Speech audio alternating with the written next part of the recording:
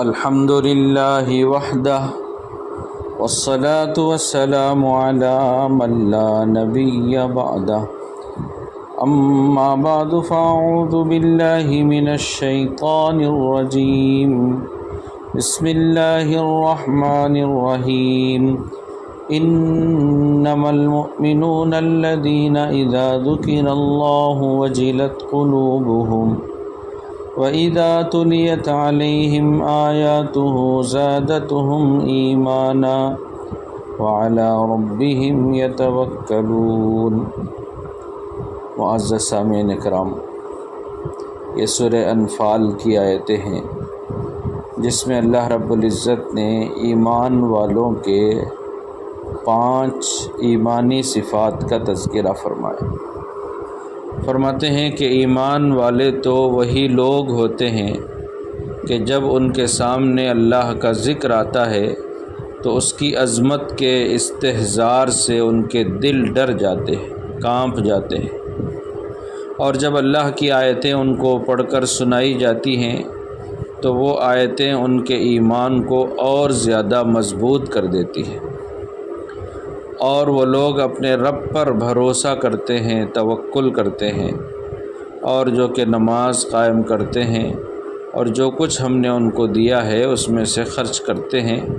بس سچے ایمان والے یہ لوگ ہیں، اور ان کے لیے بڑے بڑے درجے ہیں ان کے رب کے پاس، اور ان کے لیے مغفرت ہے اور عزت کی روزی ہے۔ سورہ انفال کی ان آیتوں میں حقیقی مومنوں کی 5 علامتوں کو بیان کیا گیا ہے۔ جو ان 5 صفات کے حامل ہوں گے وہ اللہ کے نزدیک حقیقی مومن شمار ہوں گے، اور جو ان سے خالی ہوں گے وہ عند اللہ سچے اور کامل مومن قرار نہیں دیے جا سکیں گے۔ نمبر 1، پہلی صفت خوف خدا ہے کہ ہر وقت ان کے دلوں پر خدا کی عظمت اور محبت سے یہ سرشار رہتے ہیں اور ہر وقت اللہ سے ڈرتے رہتے ہیں۔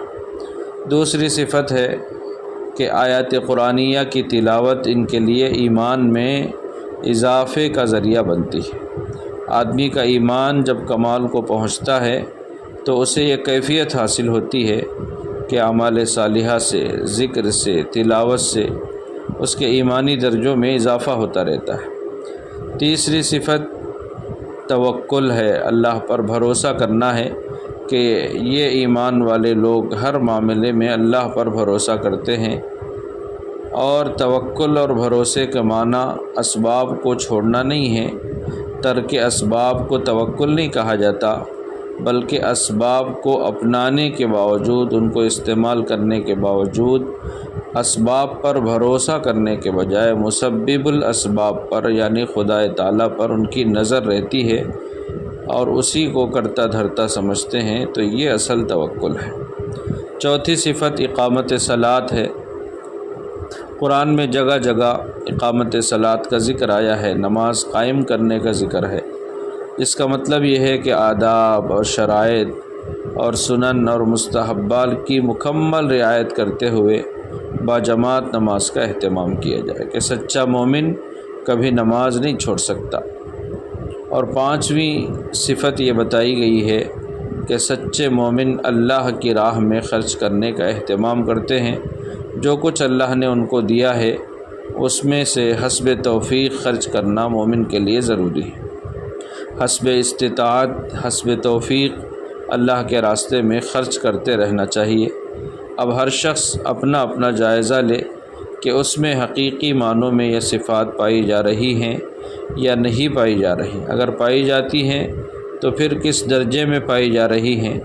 اللہ تعالیٰ نے ان آیتوں میں ایمان کی کسوٹی کو بیان کر دیا ہے، جس پر ہر آدمی اپنے ایمان کو پرکھ سکتا ہے اور دیکھ سکتا ہے کہ میں ایمان کے کس مقام کے اوپر ہوں۔ اللہ سے دعا ہے کہ ہمیں اور آپ کو ان صفات پر کامل طور پر عمل کرنے کی توفیق عطا فرمائے۔ اور پھر اخیر میں اللہ تعالیٰ نے یہ 5 صفتیں بیان کرنے کے بعد 3 وعدے ان کے لیے فرمائے۔ ایک وعدہ تو فرمایا کہ ان کو بلند درجات ملیں گے، اور دوسرا وعدہ یہ فرمایا کہ ان کی مغفرت کی جائے گی، اور تیسرا وعدہ یہ فرمایا کہ ان کو عمدہ رزق عطا کیا جائے گا۔ اللہ پاک ہم سب کو عمل کی توفیق عطا فرمائے۔ وآخر دعوانا الحمد للہ رب العالمین۔